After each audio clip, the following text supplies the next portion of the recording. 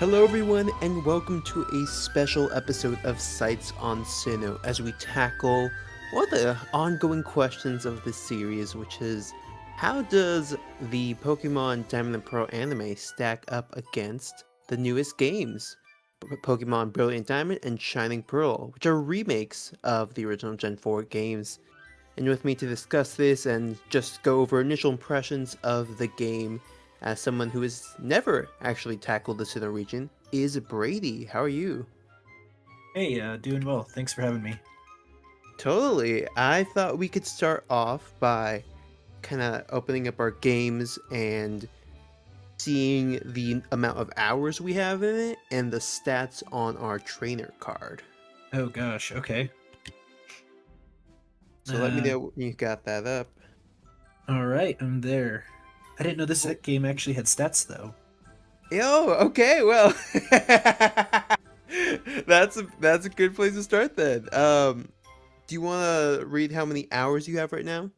Yeah, I have 82 hours and 38 minutes. Okay, okay. I have 124 hours and Oh 44 my minutes. gosh, Will. Where have you been? And Yeah, I now, guess not playing as much as you. Destiny came out, oh, I see, I see. Wait, or again? like a new DLC for Oh, it. But okay. that was really only one day that I played, so I don't have a good excuse. Got it. I have kind of left it open at points though, so that might be why I have at least 10 more hours than is probably actual gameplay. How's your Pokedex looking? I haven't really been focusing on it too much, but Um, I have caught 140 and I have seen 223. Okay, okay. I'm slightly ahead of you. I have 191 caught and 301 seen. Okay. How But many I are think there total? Like uh, four something? 493, I believe. Ooh, okay. I'm quite a ways off. Yeah, I think underground we'll kind of naturally run into a lot of them, especially starters, which is kind of nice because in the past you had to trade them or transfer them over from other games. But before we go into all that, and I think we can actually save the trainer card stats for the end. Brady, what has been some of your impressions of the game so far? That's kind of like a loaded question because there's just so much to this game that you Hmm. could talk about. Um, Let's start with the beginning then. Just the opening, you picking your starter, and kind of getting your journey on the road. What was that like for so, you? yeah, I decided to do something a little crazy, Hmm. and I decided to stop because it was dumb. Um, so I was soft resetting for a trainer ID, Hmm. which I don't know if people actually do that or if I'm just like really dumb. So I was looking for something that either had a 69 or a 420 in it. Oh my God! Yeah, I Stop. know, I know. Um, just for the memes. Hmm. And after multiple hours of that, I settled with the trainer ID 337240. Instead of 420, it's 240. So it's kind of there. I don't know. In spirit. Yeah. Um, and then after I had the trainer ID I wanted, I was like, well, I've already been soft resetting this whole time. I might as well do X number of soft resets to see if I can get lucky for a shiny. I wasn't planning on like soft resetting specifically for a shiny, but Hmm. I was just testing my luck a few times. So I think it took me maybe like 4 hours to get past the briefcase, Okay. and I did not get a shiny. Um, the Piplup that Hmm. I went with, I wasn't even like looking at stats or anything like that. I just decided I'm done shiny hunting and we're going through with this Piplup. The Piplup that I got ended up being Impish, which is special attack down, defense up. So not Oh, great. oof. Yeah. And Um, okay. Any initial thoughts on how the game kind of plays out the beginning of the story with you getting your starter Pokédex and then hitting the road? yeah, it's kind of strange. Like you go to a lake and then you decide to go into the grass because you see something, and then these Pokemon start to attack you. So you just pick up a Pokeball and throw it. So that's kind of weird for me. It's almost like theft. But then also, it seems like they shouldn't have your trainer ID. I don't know. I don't know how that should work. Like if someone else technically caught them, it should be their trainer ID. But I guess it's always been like that. Right. Like the professor's always like caught the Pokemon or something and then gave it to you, and then that becomes your trainer ID. But um the way that they were talking about it was just really weird. And it almost made it seem like these starter Pokemon have like um this bonding mechanic where once you do a battle with them, they're yours, Mm-hmm. and like they can't separate them. That's Like an kind of what it. imprint on you. Yeah, so that's kind of like what it seemed like. Um, and I wasn't sure whether Rowan was going to be mad at me or not. One thing, one thing I didn't like in the beginning was obviously Barry. Barry sucks until the very end. I think he does decently at the end, but Mm-hmm. most of the time he sucks. Um, But one thing that I don't like is he was talking about being so impatient and wanting to run to the lake, and then he just stands at the sign waiting for you. And then instead of him running first, he follows you slowly. Mm. I felt like that was a little inconsistent. Mm-hmm. That is interesting because you would think that, like in pretty much every other point of the game, you just meet him there at the destination, Yeah. and then He could this have one's even like, like just had a cutscene there, like at that sign telling you that you're too slow or something, and then he ran off the screen mm-hmm. to go to the lake and you follow. Like, I don't know. I think they should have done something like that to fit his character more, but Sure, yeah, I can see that. Because especially in the beginning, like at the house, he keeps doing that, and then suddenly he decides not to. I guess when he's there, maybe he's just cautious because he knows there might be wild Pokemon, or he wants to like go with you. Because the reason they're going to the lake is because of the TV show that you guys were both watching, apparently in separate places. yeah, something about a red Gyarados hunt. Yeah, they were watching the news of what was happening in Johto, apparently, with the Lake of Rage and that whole Shiny Gyarados story from the Gold, Silver, Heart Gold, Soul Silver games. Okay, I wasn't sure if it was like another red Gyarados situation or if it was referring to that one. Yeah, I Uh, don't remember. they may I have mentioned it, and They I wasn't paying definitely, attention. I don't know. yeah, they definitely mention it, and I think it's supposed to be a callback for players. But one of the things that you probably may have sensed is that Gen 2 and Gen 4 are very much connected. Chronologically, they both happen 2 years after the stories of Kanto and Hoenn, respectively. Wait, Uh, so do mhm. Kanto and Hoenn happen at the same time? Yes. Oh, see, I don't know all that. Yeah, it's very interesting. I think a lot of it is kind of reflected in the manga, where you have a continuous story going on with characters, and you go from Kanto to Johto, and then you hard cut to Hoenn, and then a little bit of Sinnoh. It's not as straightforward there because, of course, Hoenn and Sinnoh aren't right next to each other, unlike Kanto and Johto, which are literally neighbors. Okay, I need Um, to look into that kind of lore more. It's interesting. it is, and I think it kind of cements things a little better for the first 5 generations. And then when we get to Kalos, it all kind of opens up a new window of like, okay, there's this other timeline world thing. So let's go back and take a look at how all of that is going down on their side of things.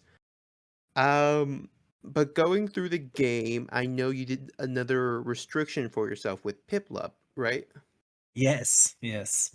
That was fun. I decided to not level or sorry, not evolve my Piplup Hmm. the entire playthrough. I still have him as a Piplup. Oh, So all the way through the Elite Four. yes, and past the Elite Four. My starter will not Interesting. evolve. Yeah, yeah. Okay.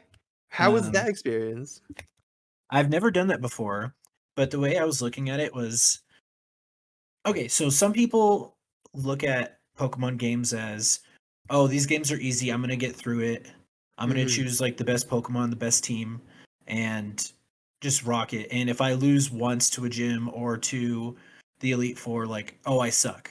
Mhm. I'm a lot of people try to minimize their losses, so, Mhm. and I did this as a kid, like, even save in front of the gym leader, and if they kick your butt, then you just soft reset, and you're like, "Oh, that never actually happened." And then you either decide if you're gonna retrain something or just go in with a different strategy. Um, but this time, I think I kind of got some inspiration from the anime that we've been watching, Okay. and just thinking about how they don't always evolve their Pokemon like as soon as Mhm. possible, and sometimes they never evolve their Pokemon. Um, and I've never seen people do that in a playthrough intentionally, and Mhm. so it made me wonder, like, how difficult it would be, like the stat differences from not evolving, how much of a hindrance is that? And is it Right. possible? Which I knew it was going to be possible if I over leveled. Mhm. But I just wanted to see like how difficult it would be. And then on top of that, if I went into a battle and I wasn't prepared and I lost, then I just accepted defeat, kind of like Ash, and Mm. decided I'm gonna come back and this is gonna be like a part of my bigger story of, yeah, you lost a few times, but eventually with your perseverance you came through. So, that's why I didn't mind running with the Piplup too much. That's really cool. I also saw someone do that on YouTube, and I was wondering how their experience compared to yours. If you got a chance to look at some of the strategies that they did, and I don't know Oh, if you I kind of didn't. Yeah, I forgot to watch that. I needed to. I'm sorry. all good. What were some of the strategies you pulled off with Piplup? Um,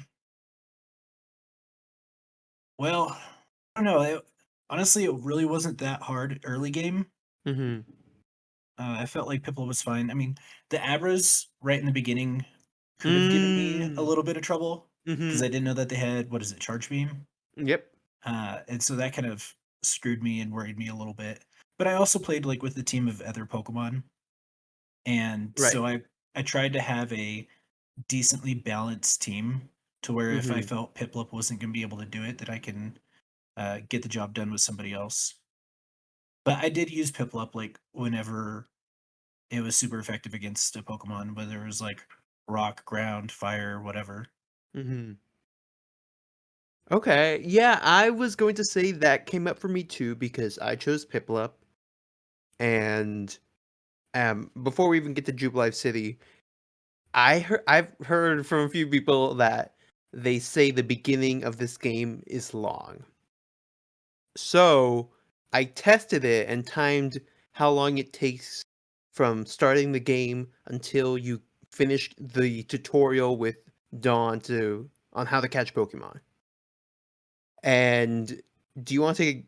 I don't know if this was in your something you were taking a look at, but uh, if not, what would your guess be for that duration? Gosh, 35 minutes. Interesting. 13 minutes. What? Yep, That's it? that's it. You were speed running. No, I was literally just going along with it. I even played with Barry a little bit, going back and forth to like test that weird thing that he does when he teleports. But that's it. You just go and get your balls and you're off. So now we need to test how long it takes to do in Alola because that's the other will say that it takes forever. Mhm. Just as like once you don't have that tutorial and you can go and just catch things, then that's where the game starts for me. Yeah, I'd agree. The game really feels like it becomes your adventure once you get the Pokeballs. Yeah, and one of the things I decided to do once I got my Pokeballs was not to use them, but to sell them actually. And Interesting strategy. I felt like we were given a lot of money in the very beginning. oh, Well, the reason I sold them was, well, yeah, I sold them to get more money so I could buy Premier Balls. Okay, so you just bought Pokeballs, sold Pokeballs, bought Pokeballs, sold Pokeballs. Basically, yeah, because I Okay. was like, I've played this game. I might as well add things to my team using Premier Balls because you know what? I'm gonna regret having to go back and try to find them later. So I might as well go through this story in style with my Pokemon and their shiny white Pokeballs. So I did that, and I ran into the same issue you did with the Abra, and I was like, this is way harder than it was before. And I'm very interested in what your thoughts on potentially what they changed to make that harder. If you want Uh, to take a guess. oh, on what they changed?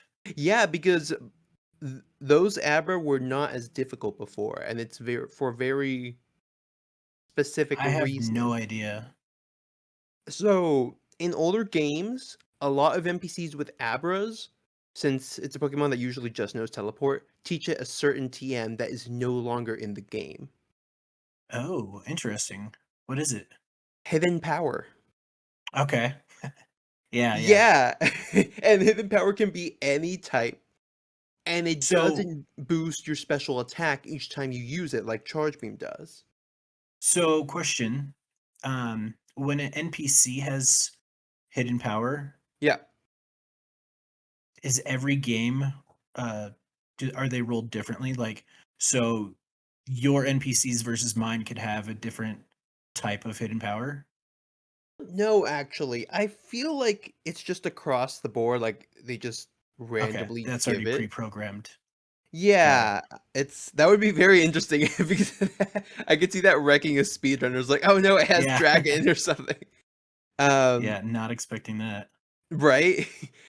Though that's what I found interesting is that they, I think, unintentionally made it more difficult for Piplup people by giving them charge beam this early in the game. Yeah, because if you have like Piplup and a Starly, you're Mhm. kind of screwed. Yeah. Abra's fast. It's already boosting itself by knocking you out. Like, what else are you gonna do except what I did? Well, actually, I'm curious what you did before we go into that. Honestly, I can't even remember. Okay, okay. I don't know how I got past that. I just remembered that that was like the first "oh wow" moment of my game. Yeah, it surprised me as well. And what unintentionally came to mind for me was actually to use Cricketot. Okay. And by leveling it up, just I was like, all right, I'll grind my Piplup up and maybe I'll use this Cricketot for the battle. It learned Struggle Bug. Mm, I And, may have used that as well after oh, I mhm, may have switched into that because I was using a Kricketot pretty early on. okay. I eventually switched it out, but early game, probably the first two gyms, I was using a Hmm. Kricketot Yeah, he's a or cutie. Kricketune or whatever. I don't remember using him in past playthroughs just because he only appears, yeah, in the evening and the mornings. So if you're not playing then, it's kind of hard to catch. But I was like, let's just take it for a ride. Like, I don't want to use a Shinx and a Starly this time. I know it was like that's the most common thing. So I was like, let's mix it up a little bit here. But Struggle Bug is good because A, it's bug type, but B, it lowers special attack, so it can actually neutralize whatever the heck is going on with Abra. And Struggle Bug didn't exist in the original Gen 4 games. Oh, that's interesting. Yeah, so I'm very curious if that was an intentional choice that they're like, they're gonna face off against these Abra. So what if we give them something that counteracts that stat boost that they give themselves? Um, I would be very curious to know if that's actually the factor. I just like, oh, there's just another tool there that I can pick up along the way. Yeah. Yeah, And that's crazy because like you couldn't mm, even potion stall because yeah, it just keeps getting charged up more. Right, it's like it's a catch-22 there if you wanna get through it, and then later on, there's actually Abra that have Energy Ball in Eterna Forest. I don't know if I remember that. So I may have like been leading with a Starly or something at that Maybe, point. yeah. In the video I watched, the person only used Piplup, so that's why that came up for them. Okay. Yeah, yeah. See, that was a challenge I was not gonna take on for my first time. That's a lot, yeah. Definitely would skew your experience, I think. Ash used Charizard, so it's fair. He didn't only use Pikachu, you know? Yeah. He had a good variety of team members that he then abandoned, but, well, that's another discussion. And after this, uh, speaking of Ash, were there any moments where you're like, "Oh, Ash did this," or "Dawn did this," when you got to them in the game? Yeah, I'd say so. When I got to Orberg Mhm. and fought against oh gosh, I already forgot his name. Roark? Rourke. Rourke? Yeah. Yeah. So when I fought against him, I was like, oh, okay, this is really cool. Um, as I distinctly like remember that episode. When I Mhm. went into the underground, it reminded me a little bit of the same, either the same episode or very near like that timeline of the gym leader. I felt like the digging game kind of reminded me of the digger talking to Team Rocket. I don't know. Mhm. The Underground Man? That yeah, so that part kind of like stuck out to me as well. Nice, okay. And then when I got to this is a little bit farther, but when I got to the nursery, I'm like, oh great, is this guy gonna evolve my Pokemon? They would even level up the Pokemon for you in this game.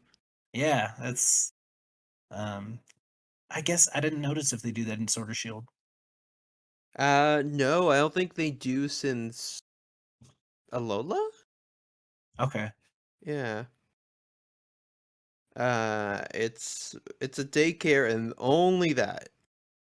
But and that's funny that that came up for you. They're like, "Oh gosh, they're gonna have an irresponsible daughter evolve my Pokemon." Yeah. Like, yeah, you're not And touching my Piplup. right? Like, I'm putting Everstone on you just to be safe. I did. Okay. I ended up using the Haunter Everstone for my Piplup because it Oh, was annoying. So it took me a okay. while to get to that point. Mhm. But I remember people talking about that. So sadly, that got spoiled for me. Um, Oh, but dang, I was okay. like, okay, I need to go get this Everstone now because I hate pressing B. Nice, nice. That's funny. I've actually not had an issue with Everstones because I have, like, 5 of them just from underground digging. So, I've been pretty much set for those, which is nice. Also Firestones, I have, like, way too many of those, so Do you need to trade some? maybe I need to figure out what I need first. I probably wanna, like, raise all my Pokemon IVs and stuff before doing any trade evolutions since I don't wanna grind for more of those items. Which kinda takes me to my next point is, how do you feel about the Pokemon that have been available in the game? And maybe to give us an idea of this, what Pokemon did you have in your party by the end? Do you want me to list it off? Like my ending Sure. party? Or are there any that come to mind, then maybe, jump into your game if you need to? Um, I ended up using a Drifloon, which was interesting. Yeah, I like it. I guess someone in the Discord ended up getting it early. I don't know. Maybe they cheated the system, Mhm. probably. But anyway, they sent me an egg for the Drifloon, so I used that. Named him Blimpy. Aw, So that adorable. was that was fun. but I found my team to be very slow, and I didn't have a Trick Room setter, so I kind Mm. of screwed myself. Yeah, Uh, I yeah. So mean, what did you use? so I started off with Piplup. Used Cricketot for a lot of the way actually. I caught an Abra on my team, and the reason I kept it for so long was because it had synchronized and was adamant. So that helped me build up more of my team, which I was like, I know I want to use these Pokemon, including Apom from Honey Trees, a Murkrow from Eterna Forest, which became a Honchkrow later on. Um, Pachirisu was a big one actually, because Piplup was so good in this game actually. Um, I I find wouldn't know. I find so many stones from having just a pickup Pokemon in my party. And let me see. So that was like my flying type, the the adamant Murkrow, which I got with the help again of Alakazam. And let me see. Oh, this was a big one. Cranidos. Oh, nice. I wanted to do a playthrough with that, but I don't think I got the fossil early. I forgot to ask this in the beginning. Which version did you get? I got both, but Oh, okay. I've been mainly playing Brilliant Diamond. Got it. Okay, okay. Yeah, so Cranidos was great because one new thing that they added in this game that wasn't in the originals, I'm pretty sure, is that fossils will have 3 perfect IVs. Oh, I didn't know that. That's good. Yeah, so that being like I didn't know that either until I got to them. I was like, oh, no wonder you're so good. Yeah. like it's Yeah. perfect speed and perfect attack. So I was like, Oh, wow, yeah, that's all okay. you need.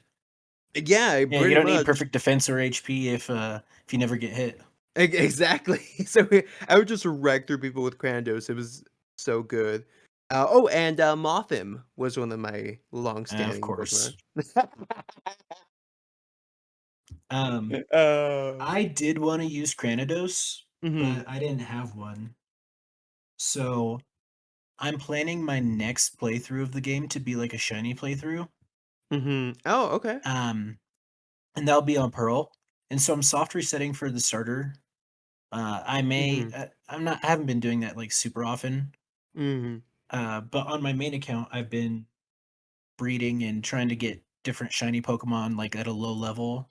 So Okay. then I'll trade them over to that account and then just do the whole game with shinies.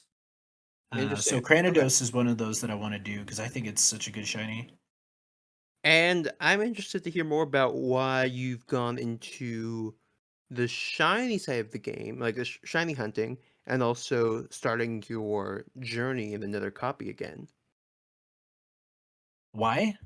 Yeah. Um, Mhm. okay, so this is probably dumb, Mhm. but I feel like if you catch, I'm just gonna look at my first box. If you catch uh, a barrel, I named him Doofy. If you catch a Doofy, and like what makes that Pokemon stand out compared to the next Bidoof or Bibarel that you caught? It's like Mm, practically mhm. nothing.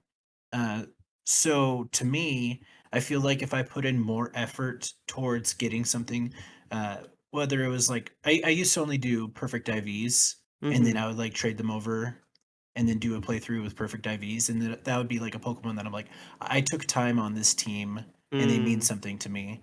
mhm.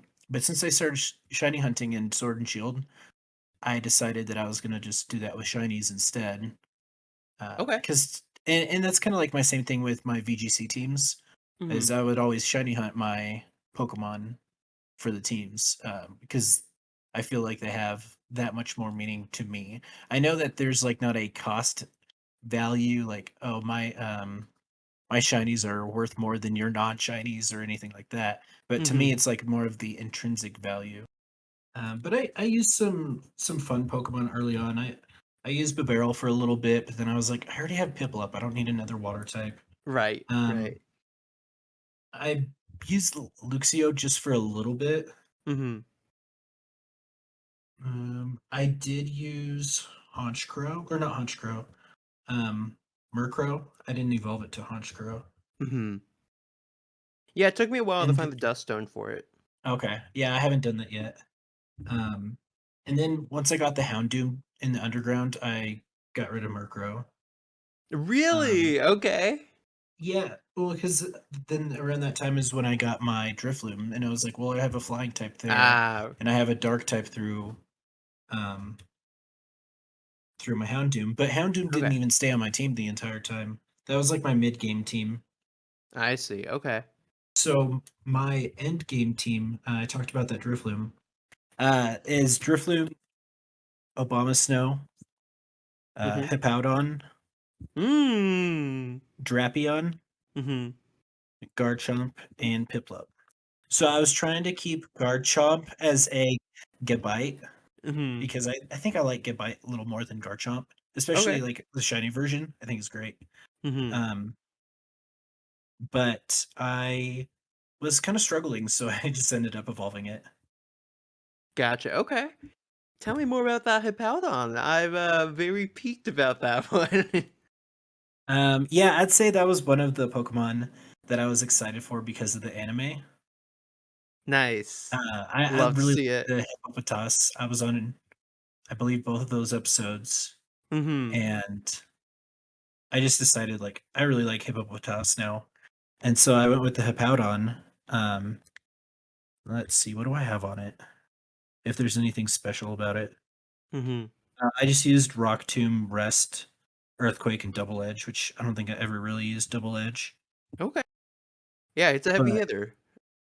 Just very slow. but yeah, my whole team was like really slow. Besides, I guess Drapion's okay. Mhm. 157. Oh yeah, that's quick. Uh, so my Drapion and my Garchomp were, I guess, kind of fast, but looking at their IVs, which I couldn't see during the playthrough, Mhm. their IVs are decent speed, Okay. so it wasn't super great. I felt like I was always going last in the Elite Four, and that was tough.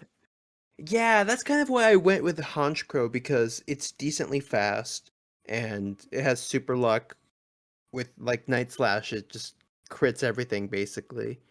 Um, I also wanted that with Pachirisu.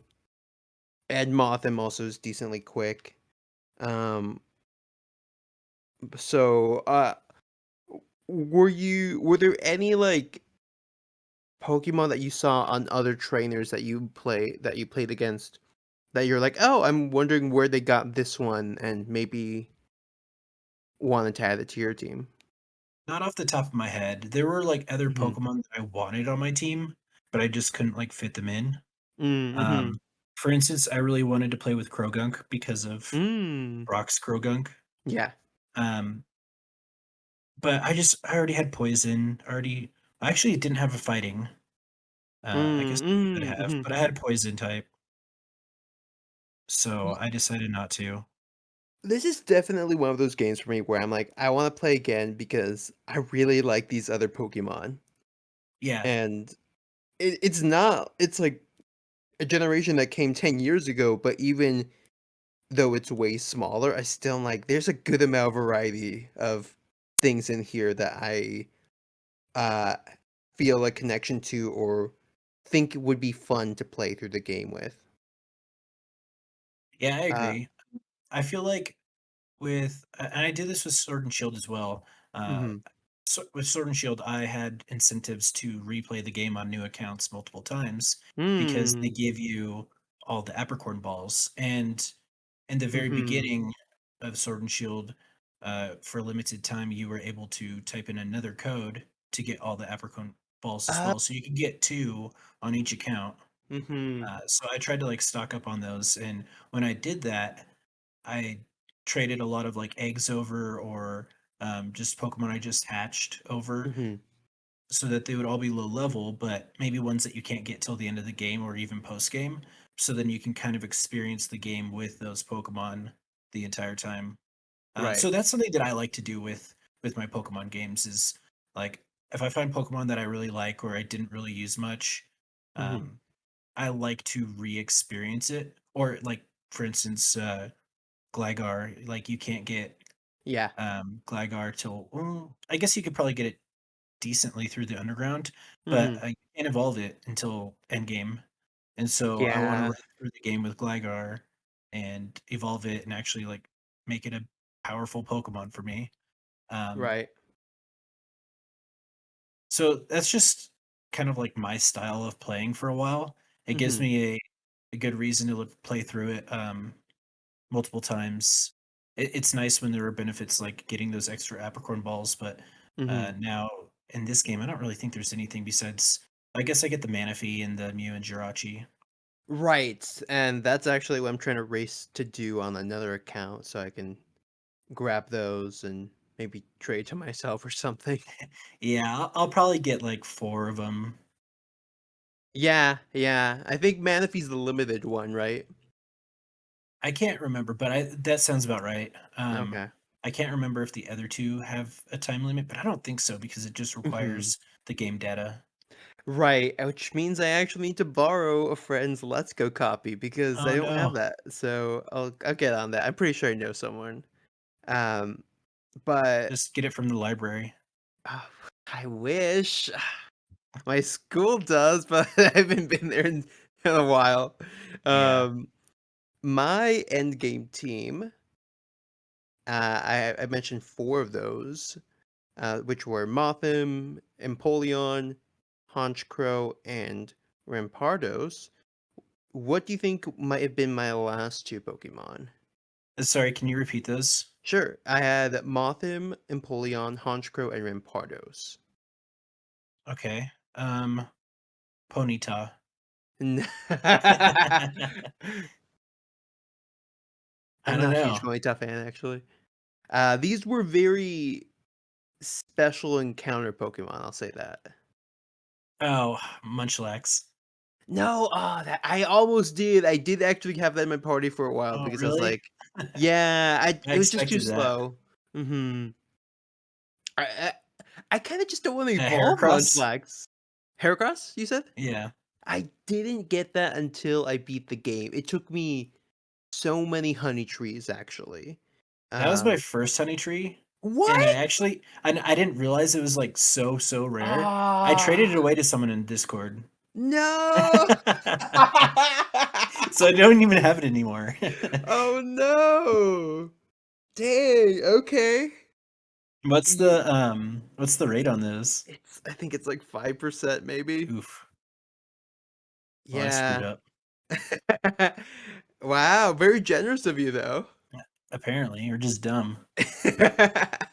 Yeah, I've got mostly combis. It took me a few tries for Apom, and I did have it for a while as Ambipom, but it just it's weird. Does it have Technician? Yes. Just normal types in general, I don't know. I saw someone talking about doing a complete Mhm. normal type playthrough, and that was, like, the least interesting thing to me. Uh, Okay. I like, mean, I I get don't normal types to me are just mhm. so bland. Yeah, I can see that. I Like, you don't get stab. Well, I mean, I guess you do get stab, but you don't get, like, super effective stab. Right. Right. The reason I kind of loved Ambipom is because Ambipom is one of the Pokemon that they nerfed in this generation. Okay. What did they Because do? they in Gen 7, they gave it Tail Slap, and in Gen 8, they took it away. Oh, I don't even know what Tail Slap does, Tail Slap is like a or more did. Tail Slap is like a more powerful double slap. Okay. Uh, it's Minchino's signature move, and with Skill Link or Technician, which are abilities that Ambipom can have, it's very powerful. Because of stab and because it hits multiple times. Okay. So that was one thing. Another one I wanted to use on the team was Gallade. Oh, interesting. I didn't even see a Ralts early game. Yeah, it's only underground. That's why. Okay. But Gallade I wanted to use for some type coverage because originally it could learn It's Leaf psychic Blade. fighting? Psychic fighting, yeah. Okay. And if you go to the move relearner, it could learn Leaf Blade, except not in Gen 8. Oh, So, you seeing a pattern here? oops. Yeah, that sucks. Like, all these It plans that you had kinda fell through. yeah! I'm like, I know these games so well, but then they do these things that are more for, like, competitive or just because they wanted to limit some things, I guess, in Galar, that then affect this game in a weird way, like with Hidden Power and Charge Beam. This tail slap thing with Ambipom, and now Leaf Blade with Gallade. There's so many of these instances where I'm like, that's a weird change, and it kind of messes up my rhythm a bit here. So, I'm fine if they never bring back, Ancient Power. I What? I've never, Mm. um I've never really messed with it. Wait, do you mean Hidden Power? Hidden Power, sorry, yeah, Oh, yeah, okay. Power. I've never really messed with it, but I know, like, the IV or sorry, I think the Mhm. EVs determine what kind. No, it's IVs. It is IVs? Yeah, Yeah. so I heard it breeding for that, like, for competitive was just Mhm. such a pain because if you wanted to get a like, if you decided, "Oh, I want a different type coverage," you have to just generate a Right. brand new Pokemon and build it all the way up, and Mhm. it just seems like such a pain. So I'm fine if that move never comes back. But the others, like, that doesn't make sense to me why they Yeah. left those out just because they don't have them in Gen 8. Right. Because when you transfer to home and then from home into Sword and Shield, it's gonna Mhm. remove any of those moves that you can't use anyway. Yeah. So why couldn't they have just gone that route and kept the moves that they had Right? previously? So my thoughts on Hidden Power, I like the idea. If you didn't have to breathe and do any of that, I think it'd be fine. I I agree, if you think could just choose the type. right, like go somewhere and be like, "Oh, it looks like it has this type, but maybe I can change it if you give me some Pokeballs or something."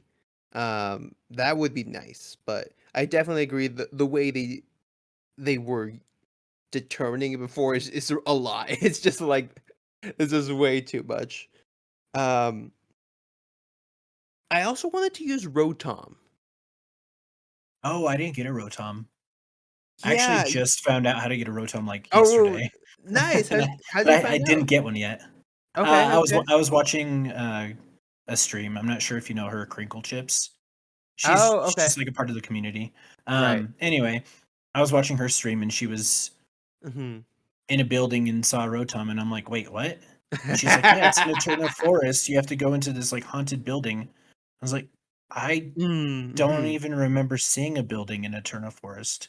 I think I ran through it though. Yeah. Okay, so that's actually something that I Mhm, do wanna talk about, is I've heard multiple complaints about how long Eterna Forest is, mhm. and I feel like I blasted through there. Same.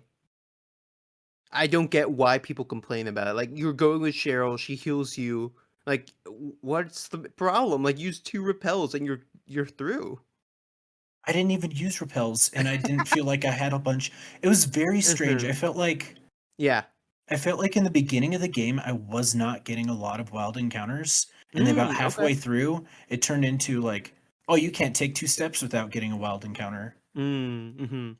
I don't know if that was like a situation for everybody or it was just my weird RNG, but that's definitely how it felt for me. But yeah, I blasted right through Eternal Forest. Mhm. I remembered the Gardenia episodes and the Combees and stuff like Nice. that, and I was like, Yeah. okay, I need to just get out of this. Mhm. I'm not a bee fan. I don't want no Combees here.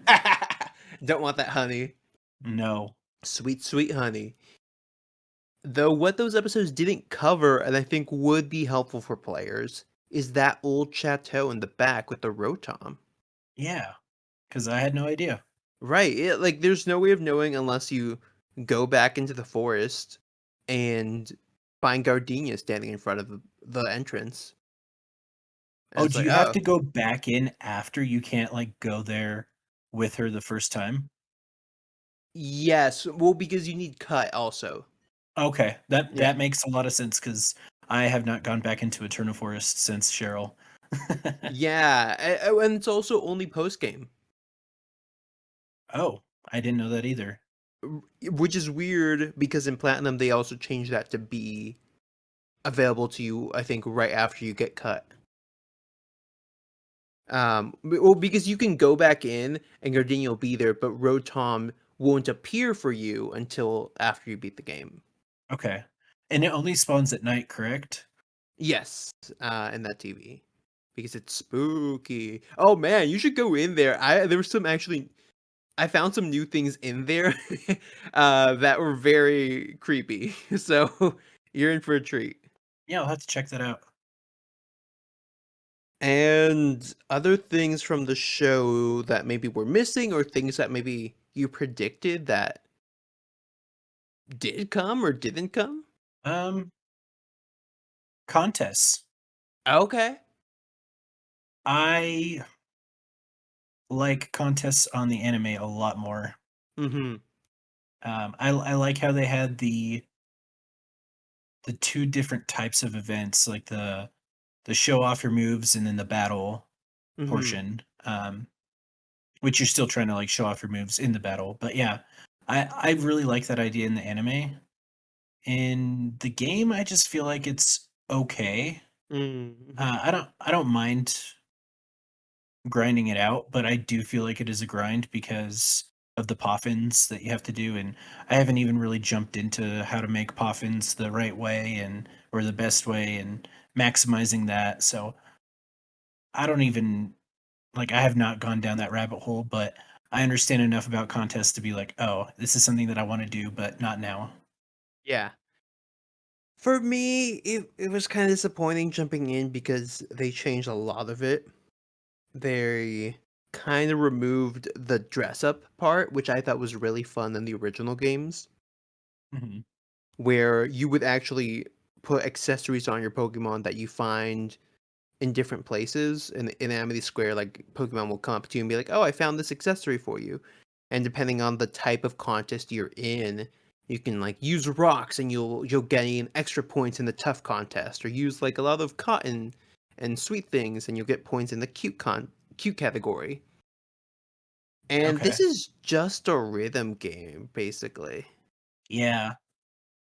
I don't really understand it too much. It's like, when do I get the ribbon? Like, I won, but like, do I just have to fill the gauge thing more? Like, how does Yeah, this I'm work?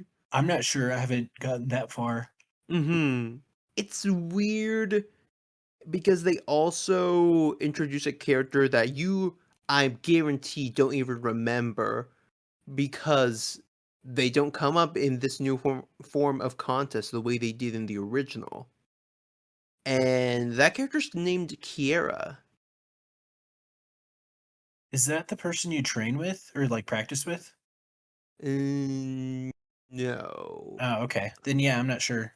Person you practice with. Who's that? There's like a practice contest on the right side when you go in Yeah. that building.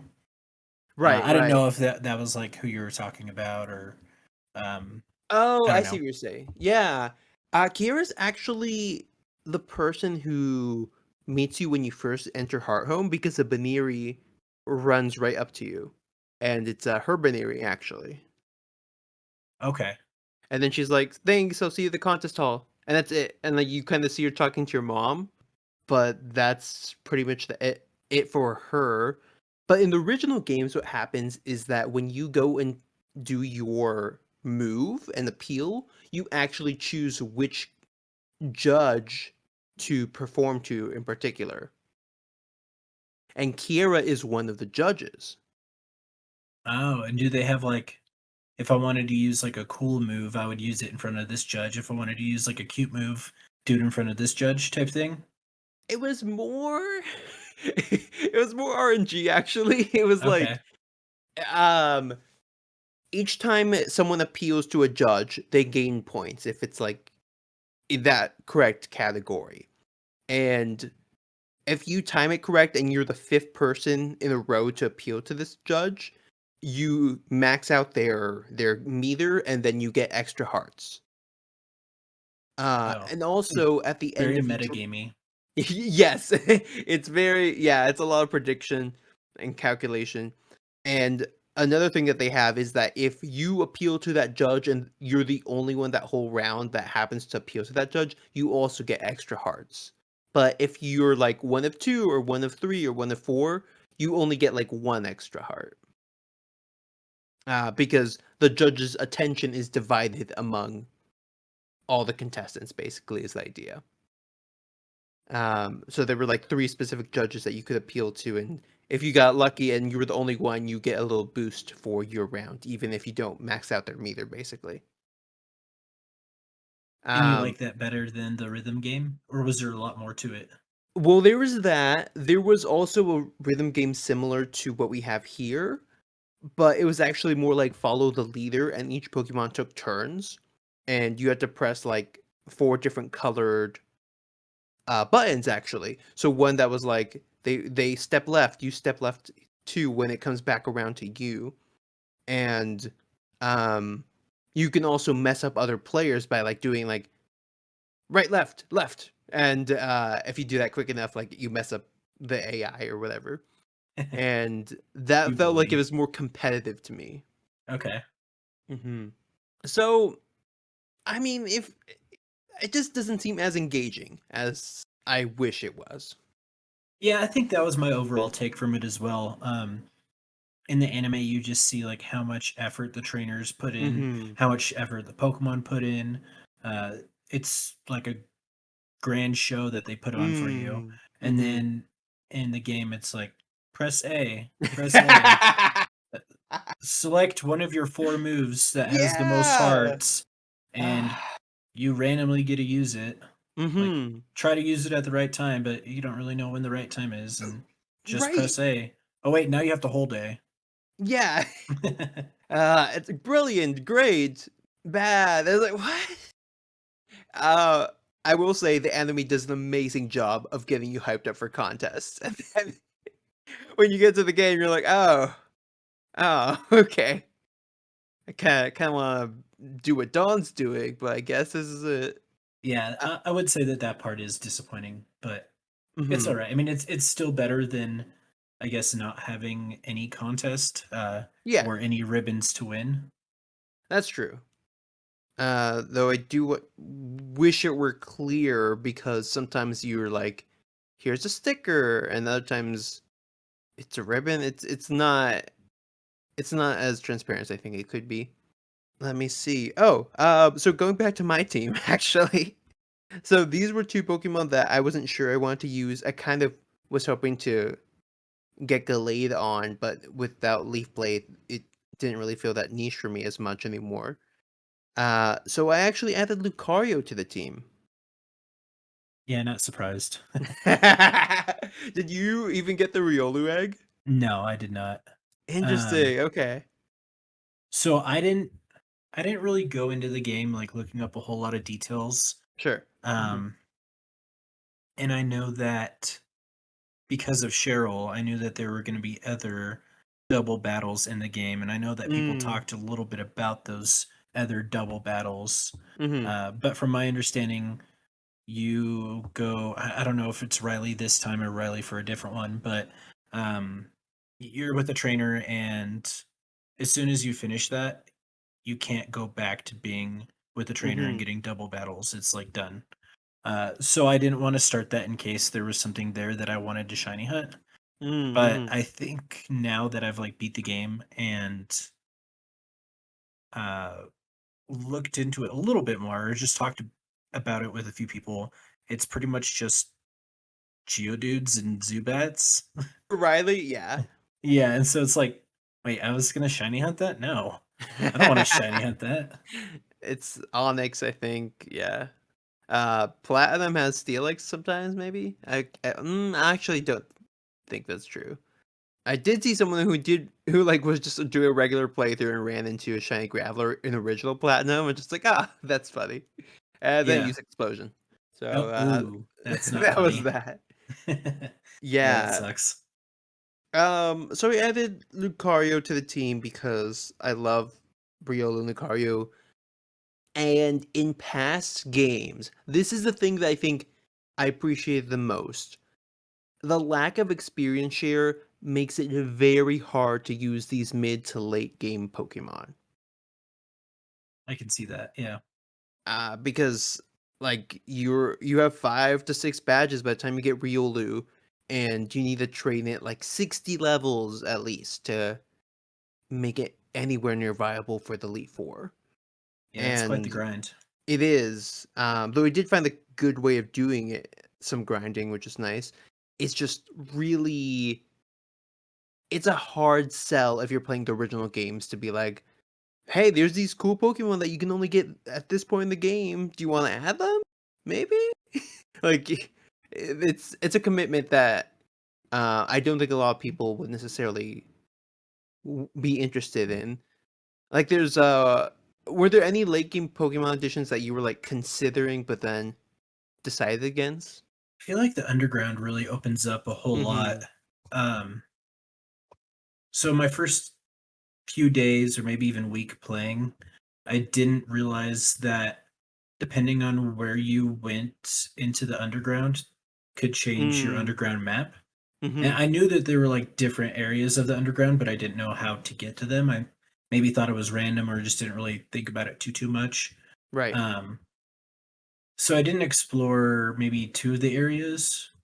Okay. So I think I missed out on a lot of Pokemon. But there was a Carnivine that I Oh, caught and I wanted to use, nice. but I just I just feel like grass. I don't know. I was kind of complaining about this earlier, Mm-hmm. off stream. I just think grass types have too many weaknesses, Mm-hmm. and I just am not a fan. Too many common weaknesses, I guess I should say. Yeah, I took a look at what grass types I might need for the Elite Four, and some of the options were really like Carnivine, Roserade, Abomasnow, and I was like, I like Roserade, I just wouldn't want to have it on the team, uh, because I think it's overused a bit. And I get Yeah, it, it's like a good Pokemon. So I was like, all right, I'm just gonna add a good move to my team instead, like my existing team, and that was Grass Knot on Empoleon, which just wrecked through the Bertha. yeah, that's actually what I heard. People Oh, using okay. grass knot with Empoleon, and I didn't even think about trying that with Piplup. Which I don't know. Again, like my Hmm. Piplup was minus special attack, so uh, That's fair. Yeah, Grass Knot will. I I think Grass it, Knot is also good. based on like how much the opponent weighs, right? Yes, exactly. And so that means it's actually surprisingly good on most Pokemon because it's less about your special attack stat and more about their weight. Maybe I should have And done that. do you remember who gives you Grass Knot? Mm, You were actually on this episode. Gardenia. Yeah, because she uses it in the gym battle to trip Apom. Oh yeah, that's right. Yeah, so I was like, I've never used this TM before in my life, so I was like, might as well try it now. And it works really good because ground types are pretty heavy most of the time. Yeah, that's true. Big beefy boys.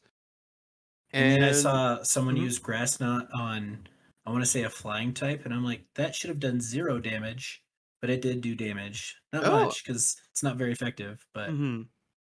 I guess I just expected a flying type Pokemon to not trip. Mhm. Fair, fair.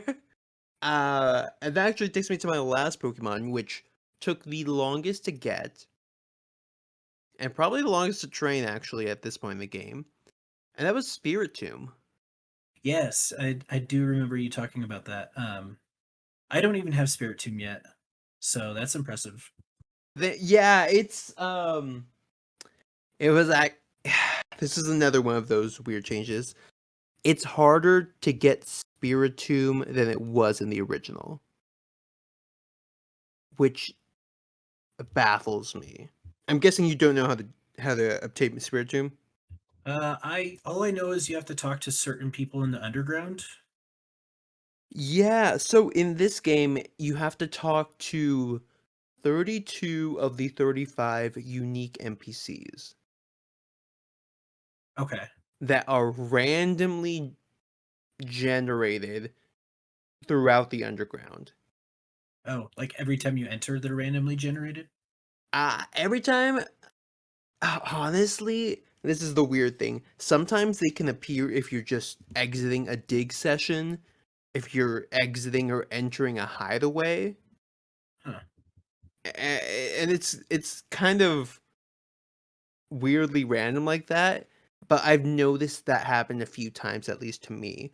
So the way you do it is by going down this hallway that loops into a hideaway and then coming out another entrance and repeating that process until you keep getting unique NPCs spawn. There will be like one or two that consistently spawn because this is just like their favorite area of the underground apparently.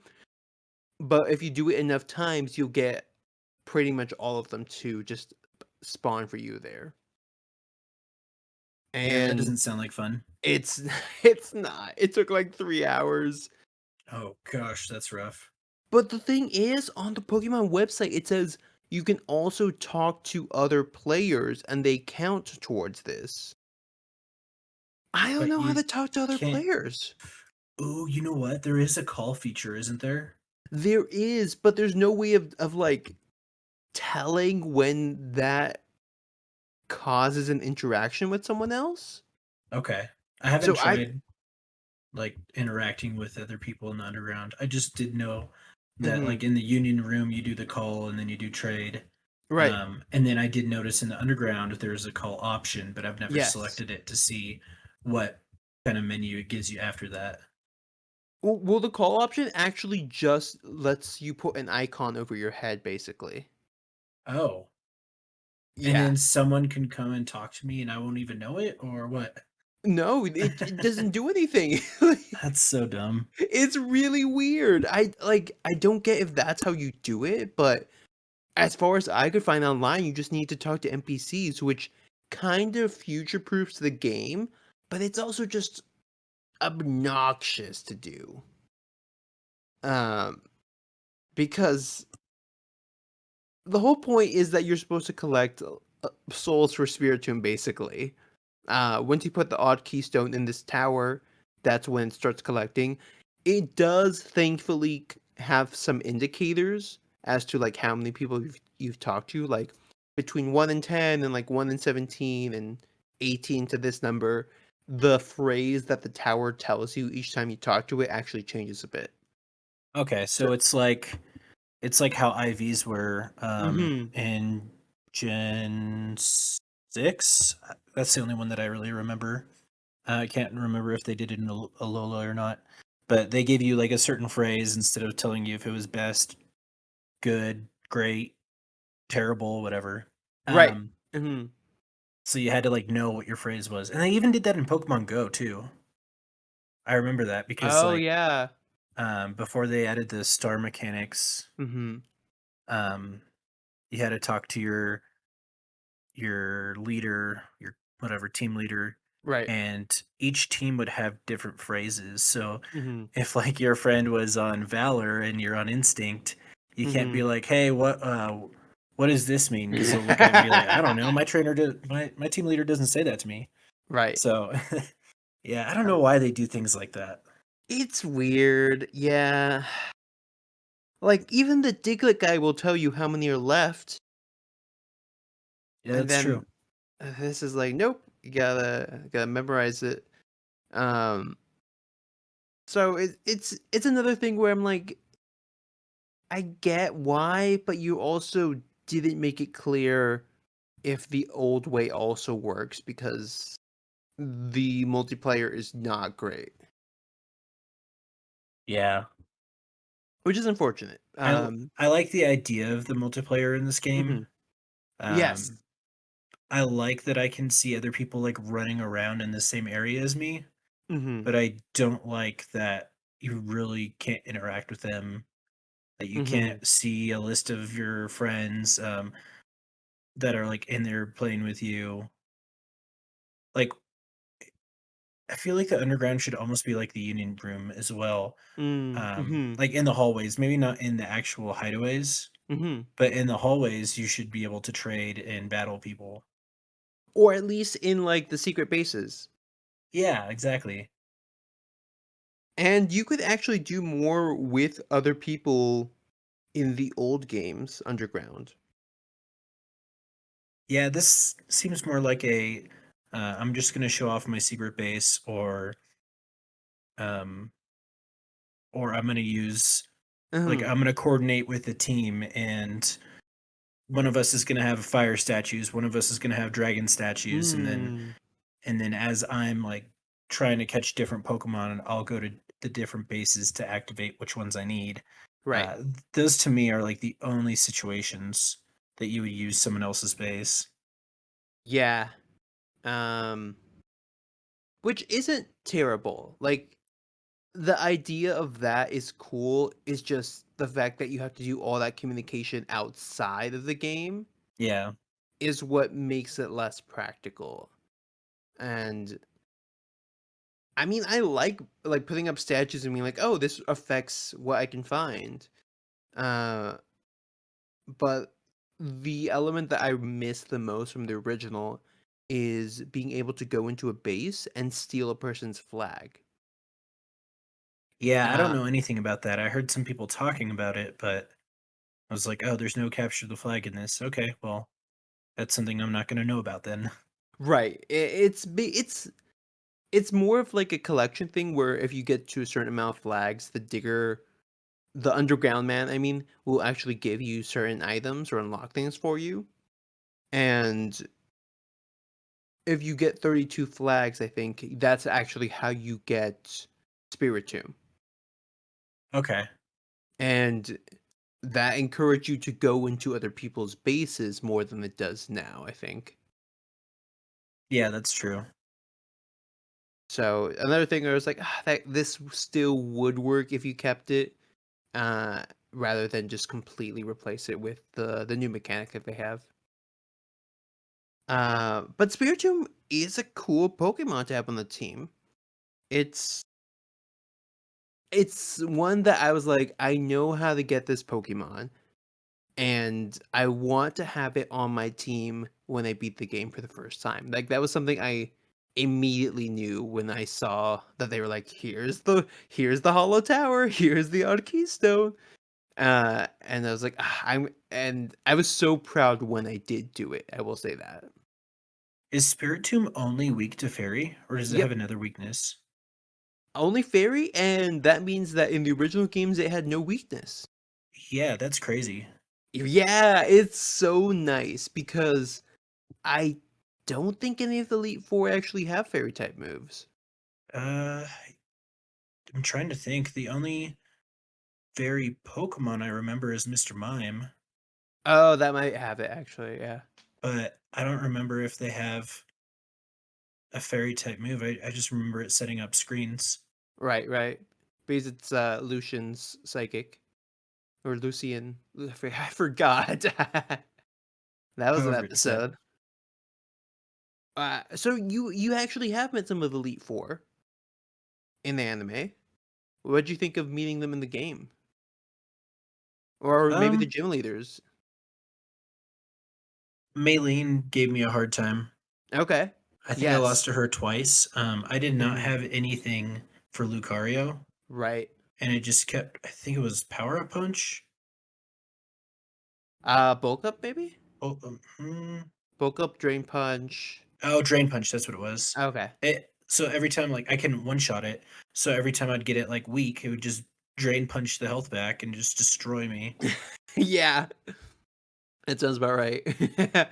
It's tough because it's steel fighting, and I'm guessing most people go in with like a flying type Yeah, that was kind of or what I psychic. was using.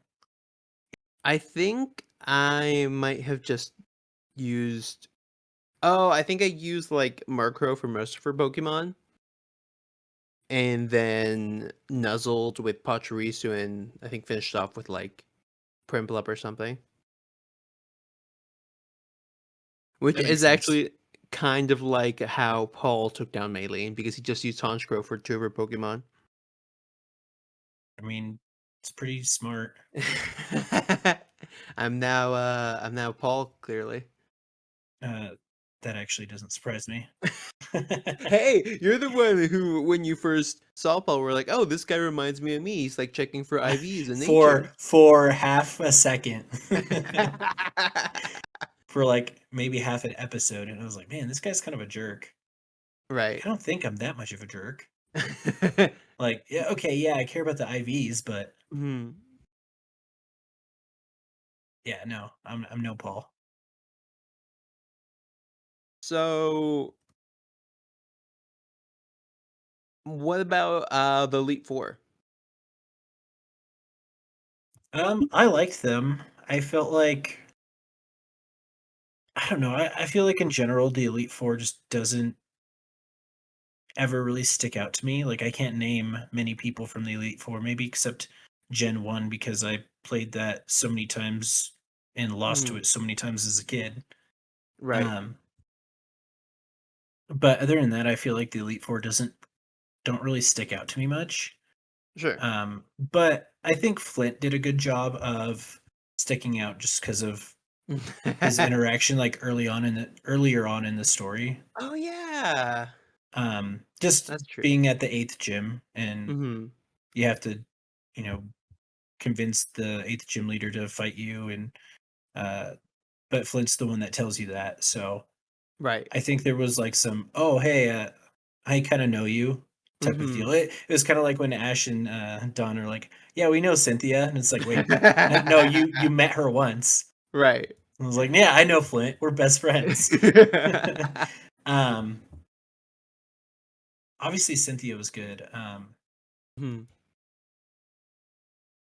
Other than that, I don't know. I felt like the Elite Four was okay. I felt like it was challenging. Mm, yes, that is one Uh, of the biggest things I've heard about it. I felt like it. I did feel like I was underleveled the first few times, and so I intentionally like threw face against the Elite Four to get Mhm. experience because I didn't want to do the Oh, underground. okay. So I would go like beat the first Elite Four member, and then lose on the second, and then leveled up enough to beat the first and then the second, and then would lose on the third, and so on and so forth. Mhm. And I try not to use a lot of like resources money wise during those. So it's just maybe a Right. few potions here and there if I knew it would like give me a good amount. If I needed to use a potion to get a decent amount of experience, because I wouldn't Mhm. have been able to like beat that Pokemon without using a potion, then I Yeah. would. But I wouldn't like spam revives and potions just to kill one more Pokemon. Right. Yeah, that makes sense. I was like, there has to be a way to grind because this this kind of sucks. Uh, which was very faithful to the original games, I will say. But what I discovered is that Pachirisu actually gives you a good amount of experience points. Weird. Yeah, and it's just a surprisingly bulky Pokemon, is what I discovered. It has like really high HP and special defense, so that might be the reason why. But what I found out as well was that it spawns underground in a place called Whiteout Cavern. Okay. Yeah, I didn't know that. I just thought it was in the routes. Yeah, it's only like on the Valley Windworks route, basically, above ground. But underground, it just is like an Arctic squirrel, basically, apparently. So what I did was actually just put a bunch of electric statues in my base, and then flew to Snow Point to get to the to Whiteout Cavern. And there's two of them next to each other, actually. So it just kept switching between the two and knocking out Pachirisu, which helped me in a few ways because it gave me XP, but also speed EVs. Oh yeah. I didn't look up any EVs while I was playing. I Oh. typically do that. So Mhm. like I know when my Pokemon are gonna be bad IVs like through a Mhm. playthrough. So I don't really care about the EVs either. Right, Um, right. but like these Pokemon that I'm breeding for my shiny playthrough, I'm gonna buy all of the EV vitamins and stuff and load them up before so they'll be Mm. like level 1 with max EVs. Mhm. um, just so that I don't like ruin them during the playthrough, if that makes Right. sense. Nice, yeah, just, like, get them all trained up, basically. Yeah, because I don't know if there are like good methods to remove EVs. I know you could do berries, but I don't Yeah. I don't know if that's like a great method. And I don't like it. I did also not like that when I reached the end, I was like, "Oh, they didn't even carry over that from Sword and Shield," which also was weird that that was only in DLC. Yeah. The cleanse lady, and now you just have to use berries, which isn't terrible if you have a new Pokemon, but, like, for when you've been playing the whole game with, it's just like, ugh, that's so many berries you have to feed it. Yeah, and then like trying to figure out which ones you have to feed it. Like Right, like, I'm not where are my EVs located instead of talking to a lady that erases all the EVs from all yeah. stats. It's like the berries are specific. So Mhm. uh yeah, it's just a pain.